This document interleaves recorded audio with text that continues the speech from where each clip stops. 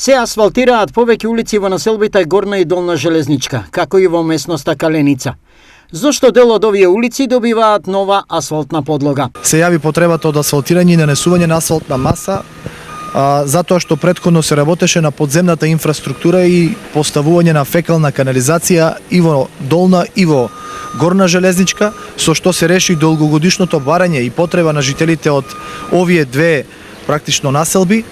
Повеќе од половина милион евра се инвестираше за подземната инфраструктура, за фекалната канализација. По асфалтирањето ќе следи уште еден чекор во осовременување на инфраструктурата во овој дел од градот. По завршувањето со асфалтирање секако дека ќе се работи на осветлување на дел од Горна и Долна Железничка и со тоа се надевам дека значително ќе се подобри начинот на секојдневно функционирање и живење во 21 век на жителите од овие населби.